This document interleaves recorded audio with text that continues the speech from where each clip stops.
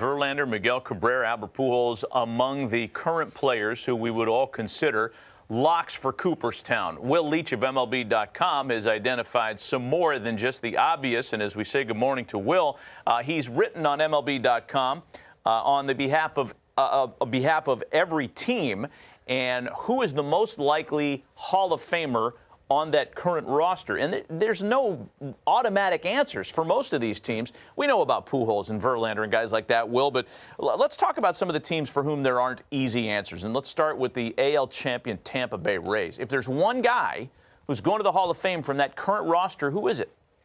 Yeah, it's hard, right? Because you think of a World Series teams and you think, oh, they must be, they at least have a couple Hall of Fame guys. They really kind of don't. I thought about Blake Snell, maybe because he's won a Cy Young, but there's been a lot of years where he didn't pitch a lot. I actually felt like I had to go with Wander Franco, actually. There's a few teams like this. The Orioles are like this with an Adley Rutschman, for example, where you're just trying, like, there's really not anyone, so you're hoping on potential. But me, Wander Franco was probably the closest you get just because the potential's so high, but you never want to be like, okay, Wander Franco, this guy here writing this story says you're going to make the Hall of Fame.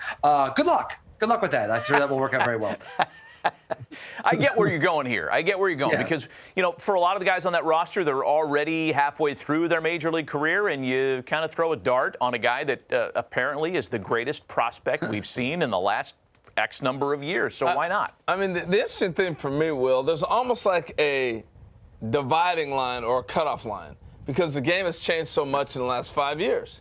They're not pitching deep in games. They're not getting a chance to play every day. They're getting platoon. So the game in itself has kind of limited who might be a Hall of Famer moving forward. You agree with that? Yeah, I think so. I think, frankly, voters have still not quite adjusted to the change that has happened with starting pitching. Like, there's just a lot of guys. Like, there's a time in the past where if a guy was 28, one of the top pitchers in baseball, and had already won a Cy Young, you'd think, wow, all right, he's going to have a good another 10 years and 25, 30 starts a year or 35 starts a year. That's just not the way it is anymore. And I think that it's hard to make that adjustment. We'll see with some of the other people on the list. It's hard to nail down. Obviously, a Verlander is clearly a Hall of Famer. But with a lot of starting pitchers, you wonder how much they're even going to be considered starting pitchers for that much longer. It's really, really difficult to figure out what makes a starting pitcher a Hall of Famer anymore. So what do you think about the big contract guys? Because I look at, like, Harper's going to be in the Hall of Fame. Mookie Betts will be in. Manny Machado, because they're going to play. The contract is going to allow them to play and put numbers up. What do you think about the big contract guys? Yeah, that certainly lets them assure that they're going to get all that playing time. I think Harper's a great example where, like, you know, for example, Trout retires tomorrow. Trout's in the Hall of Fame. Harper's not there yet, but I mean, clearly until 2000, I think it's 76, he's going to be playing 155 games a year. He's going to have plenty of opportunity to compile numbers. So that does make a difference. I think Machado is actually particularly interesting in that. You know, he actually it's almost kind of a bummer for him that his probably best offensive and defensive season happened when there were only 60 games, because I think that clearly he has kind of turned a corner and he's going to have a lot of opportunity to play games. It does give you that advantage of, like, guaranteed playing time.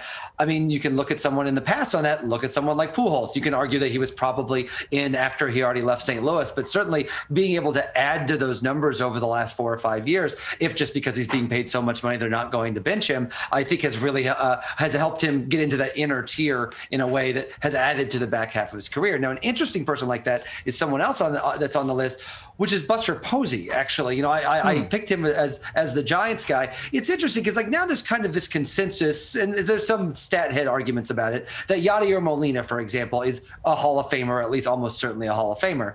I don't know if that consensus is there for Buster Posey, which is interesting because about 4 or 5 years ago, the idea was Buster Posey was the better catcher and Yadier Molina was maybe a 1A to him. Now I think with Posey missing last year with some of the injuries he's had, going to first base, it's interesting that he's lost a little momentum in that regard. But, you know, he, unlike Molina, has an MVP. He has 3 World Series titles. I think Posey is probably the best bet on that team, but he's someone that's going to be really interesting to watch in the next couple of years. For the purposes of this piece, you broke everything down by division, and in the NL West, there are 2 players that you suggest would be Cooperstown worthy. Neither one of them is no longer a Giant, but both of them there for their exploits as a Giant. Posey and his longtime battery mate, now a Diamondback, Madison Bumgarner. In my mind, a Hall of Famer as well. He's your Diamondbacks entry? Yeah, but, you know, I think he's close, but like last year was rough. Like last year was a very difficult year. And certainly I know a lot of Diamondback fans are concerned. You know, remember when he was signed, the idea was, oh, the Diamondbacks are almost there and he's going to be the one that pushes them over the top. Now it looks like they're kind of pivoting in a different direction. And now you wonder, is he going to be okay? The fastball velocity was way off last year. Again, you know, you look at his postseason exploits and his regular season numbers are very good too. You would think that he'd be in a good spot, but if he pitches like he did last year for a couple more years, those career numbers are going to be hard to justify, really kind of regardless of the postseason numbers. So while he may be an issue for the Diamondbacks, at least financially, I think to get on, I think he's still okay, but I think he probably needs a year or two more to get those numbers back to where they were before, so you can add in the postseason stuff to make it happen. But certainly there's no one else on the Diamondbacks that's particularly close right now. So he was an easy call there. Safe bet. So real quick, we're getting ready to wrap your segment up here. Do you think guys in that case can play themselves out of the Hall of Fame? I think so. I think you've seen this. I think Posey is potentially an example in that regard. I think that you've seen guys who you would have thought at age 9 or 10 in their career were obvious people, and then it just falls off. You know, clearly, you know, I think with the way the numbers are going, you're still going to look at averages more, and maybe some of the big compiling numbers won't matter as much. But certainly, you know, you see, I mean, listen, Albert Pujols is almost not a 300 hitter anymore. That's absurd. That's crazy to think of Albert Pujols now as a 300 hitter. So I think players can potentially play themselves out. Good stuff, Will. Thank you. Will man. Leitch identifying one future Hall of Famer on each team, and it's on MLB.com. Read all about it, as they say. Will, we appreciate